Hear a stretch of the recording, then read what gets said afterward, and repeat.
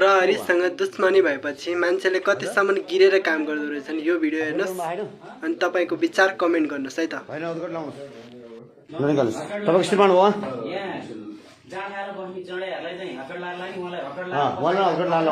तपाईले लाउनु हुँदैन नि हामी जिल्लाबाट उहाँले इस्युलाई चाहिँ जिल्लाबाट बनाउँछ हामी सही छ। तपाईको श्रीमती हो हजुर कानुनलाई मान्नुहुन्छ होइन तपाईँ उहाँ महिलाको उहाँको जिन्दगी बिग्रेन कहाँको साथी कहाँ छ यहाँ बस्नुहोस् तपाईँ हेलो तपाईँ यहाँ बस्नुहोस् यता हेर्नुहोस् त तपाईँको को उहाँ भन्नुहोस् त तपाईँ कहाँको साथी तपाईँको घर कहाँ हो अनुमति देखाउनुहोस्। सही छ भगवान बेसीको इन्चार्ज होइन हजुर रुल इज फलो ठिक छ नि कसैले लाउँदैन हात हामी रुल इज फलो होइन सर होइन त यो रुल हो त यहाँ हेर्नुहोस् यता हेर्नुहोस् रुल यो रुल हो तपाईँको रुल होस् यहाँ बस्नु पढ्नुहोस् सँगै छ दुईजना हेलो महिला प्रहरी बोलाउनुहोस् रुल इज फलो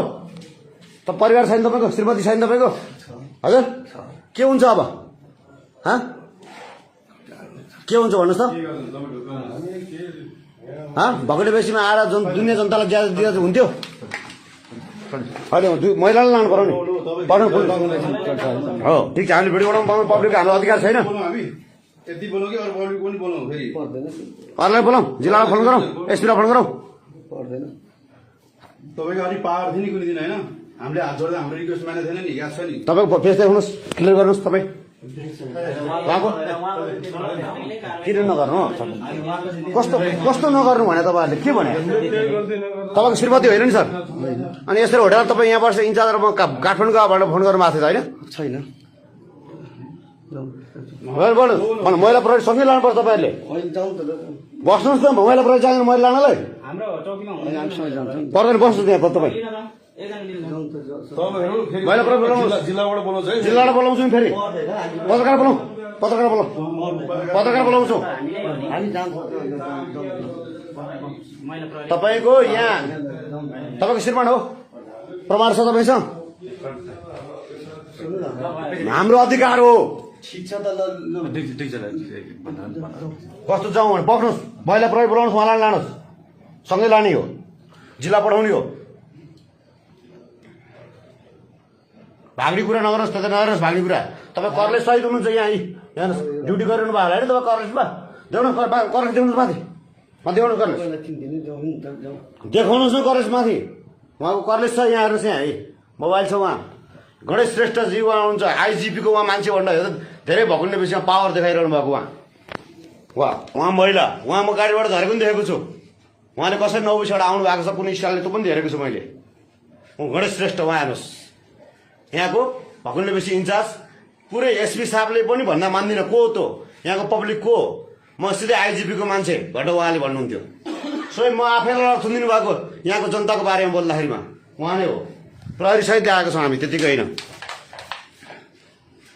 हेर्नुहोस् उहाँ कति आतुरमा हुनुहुन्छ उहाँको फ्यामिली होला उहाँको श्रीमती हुनुहुन्छ होला उहाँको छोरा हुनुहुन्छ होला यो भिडियो उहाँसँग अवश्य पुग्नेछ उहाँसँग अवश्य पुग्नेछ हजुर मलाई उहाँले दोष दिनुभएको उहाँले मलाई पिटी लानुभएको तर एक थप्पड नि हान्नु उहाँले हल्ला गर्नुभएको मलाई कसै कुनै पुलिसले पिटाएको थिएन उहाँले हो जिल्लामा रहनुभएको राजेन्द्र ढुङ्गेललाई फोन गरेर त्यसलाई मुद्दा चलाउनु पर्छ भन्ने मान्छे उहाँ नै हो यस स्टाफ र डेस्टाफले भन्दा नमान्नु भएको उहाँको जिग्री उहाँले सबै कुरा भन्नुभएको छ मलाई त्यतिकै म पनि आएको थिएँ राति उठेर फोन गरेँ बित्तिकै साथीहरूले यो महिला उहाँ हुनुहुन्छ पक्नुहोस् हाम्रो अधिकार छ उहाँ महिला हुनुहुन्छ उहाँको नि फ्यामिली हुनुहुन्छ होला याद गरौँ एकदम उहाँ हाम्रो चाहिँ के खनाल भन्नुभयो हजुर प्रहरी के खनाल भन्नुभयो उहाँ हुनुहुन्छ उहाँलाई हामीले इन्फर्म गरेर यहाँको ज्यादतीको विरुद्ध अब हामी आयो क्या गणेश साहब ठिक छ होइन है ठिक छ नि ल कुनै दिन मैले भनेको थिएँ नि हजुर पर्छ भनेको थिएँ नि सर ठिक छ नि फ्यामिली होला है कहाँ हजुर घर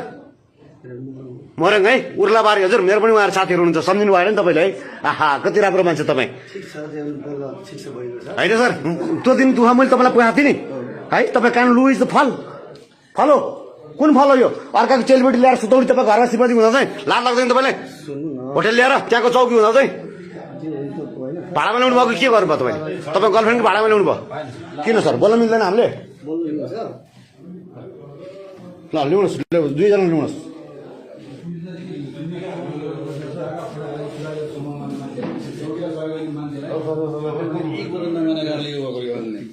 एक यहाँबाट बाहिर